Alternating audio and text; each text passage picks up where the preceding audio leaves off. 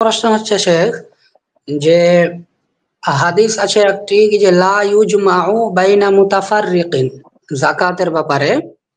জি তো ইয়ার মাফহুমটা কি? সোনা এবং চাঁদিকে আমি মিলিয়ে যাকাত দিতে পারি কি? জি জি না জি না জি না লা ইউজমাউ বাইনা মুতাফাররিকিন ওয়া ইউফাররাকু বাইনা মুজতামাইন।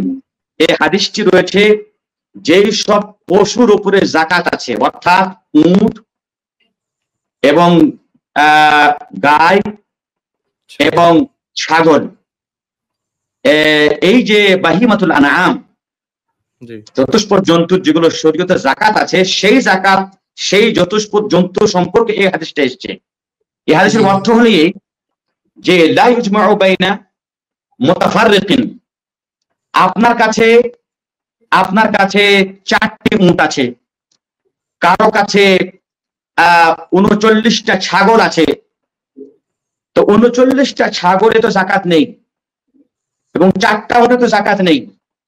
তবে ওই মালিকের, আপনার ভাইয়ের কাছে আছে 4টা উট, আপনার কাছে আছে 39টা ছাগল, তো দুই ভাইয়ের পশুগুলোকে জমা করে দিলাম, কতটা হলো এবার? 43টা হয়ে গেল, তাই না? 43টা ছাগল হলে 40টার উপরে হলে আপনার যাকাত লাগবে এবং 5টা উটের উপরে হলে তো আপনাকে যাকাত লাগবে। তাহলে আল্লাহ বললেন যে ভিন্ন ভিন্ন মালিকের পশুগুলোকে একত্রিত করে নিসাব পৌঁছে যাকাত নেওয়া যাবে না। হাদিসের এটা অর্থ। হাদিসের দ্বিতীয় অংশ হলো কি, ওয়ালা ইউফাররাকু বাইনা মুজতামাইন, এবং দুই মালিকের পশু যদি এক জায়গাতে থাকে তাহলে যাকাত কম দিব এই ভয়ে আলাদা আলাদা করা যাবে না। যেমন ধরেন আপনার আছে 25টা ছাগল, আপনার ভাইয়ের আছে 25টা ছাগল, কিন্তু 25টা 50টা হয়ে গেল। 50টা ছাগলকে একই রাখালে চড়াচ্ছে, একই জায়গাতে খাবার খাচ্ছে, একই জায়গাতে থাকছে, একই পানি পান করছে, হ্যাঁ, তাহলে এই 50টি ছাগলকে এ কথা বলা যাবে না যে ভাই এখানে যাকাত নেই। কেন যাকাত নেই ভাই? কারণ যে এই 50টার মালিক কোন একজন না, 25টার মালিক হচ্ছে আমার ভাই, 25টার মালিক হচ্ছে আমি, সুতরাং ওর 25টাতে যাকাত নাই, আমার 25টাতে যাকাত নাই। এই কাজ করা যাবে না। কেন করা যাবে না? যে যেহেতু 25টা দু ভাইয়েরই ছাগল একই জায়গাতে থাকে, একই সাথে খায়, একই রাখাল চড়াই, সুতরাং এখানে জমাহিত ছাগলগুলোকে যাকাতের ভয়ে আলাদা আলাদা করা যাবে না। এটা হলো এই হাদিসের অর্থ।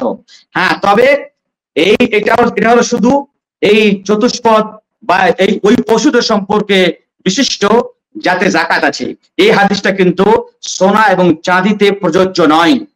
কারণ যদি কারো কাছে যদি 80 গ্রাম সোনা থাকে আর কারো কাছে যদি 590 গ্রাম চাঁদি থাকে, তাহলে উভয়টাকে মিলিয়ে দিয়ে যাকাত দেওয়া যাবে না। উভয়টাকে মিলিয়ে দিয়ে যাকাত দেওয়া যাবে না। এই কথা বলে যাকাত দেওয়া যাবে না যে দুইটাকে যখন আমরা একসাথে করছি তখন এটা নেশাবে পৌঁছে যাচ্ছে, আর নেশাবে পৌঁছে গেলে যাকাত দিতে হবে, এমনটা না। সুতরাং কারো কাছে যদি সোনা চাঁদি থাকে আর কোনটাই যদি নেশাবে না পৌঁছায়, তাহলে উভয়টাকে মিশ্রিত করে মিলিয়ে যাকাতের পরিমাণ পৌঁছে যাকাত দেওয়া শরীয়ত সম্মত নয়। যতক্ষণ পর্যন্ত রূপা বা চাঁদি তার নেশাবে না পৌঁছে যাবে ততক্ষণ পর্যন্ত যাকাত নেই। যতক্ষণ পর্যন্ত সোনা 585 গ্রাম না পৌঁছে যাবে ততক্ষণ পর্যন্ত সোনাতে যাকাত নেই। জি।